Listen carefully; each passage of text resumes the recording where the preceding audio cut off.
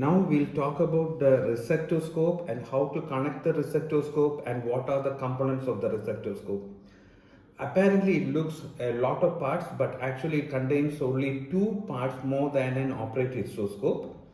Now the same thing, it has got a histoscope which I've already explained to it. That histoscope goes into another part called, this is called working element. The working element has got a provision for connection of an electric current, which can be a monopolar as in this histoscope, and this working element houses electrodes.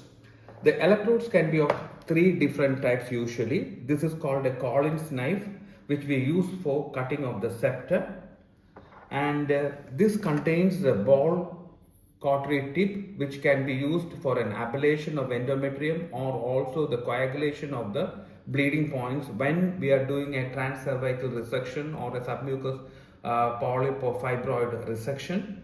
And this is the most common thing. It's a loop electrode, which we use for a resection of a submucous fibroid, a submucous polyp, or a transcervical resection of the endometrium.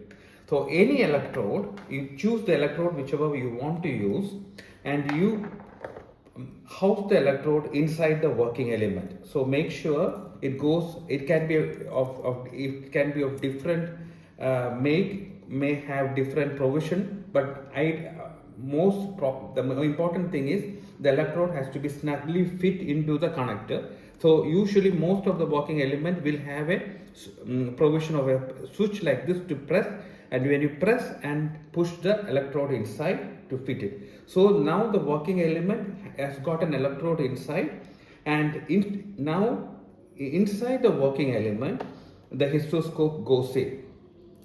So make sure the histoscope has got a groove here, and then the straight line or any mark in that working element has to be aligned with this groove, and then it has to be locked snugly.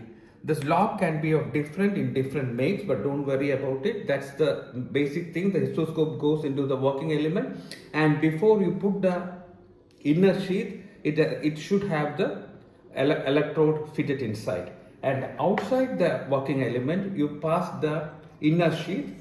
The inner sheath is the one which brings the fluid inside the uterine cavity.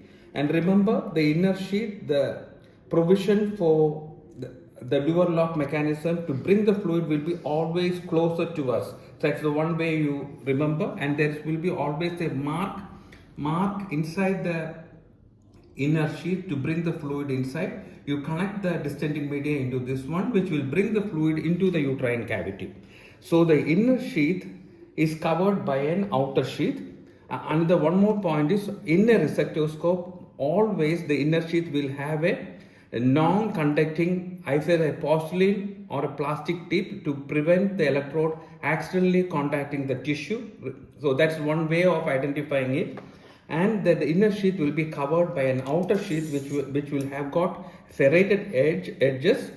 And here also there is a groove in the inner sheath which should correspond to the mark in the outer sheath, and then you have to lock it nicely, and now the whole resectoscope is assembled.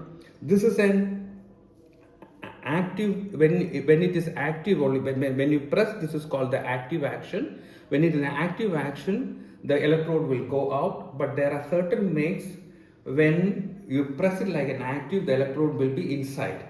So you should be familiar with the instrument which you are using, because always the resectoscope should go inside the uterine cavity with the electrode safely housed inside the inner sheath.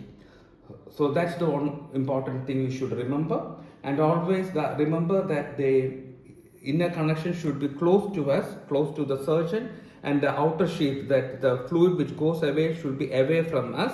If you connect it wrongly, the histoscope or a resectoscope won't work. Thank you.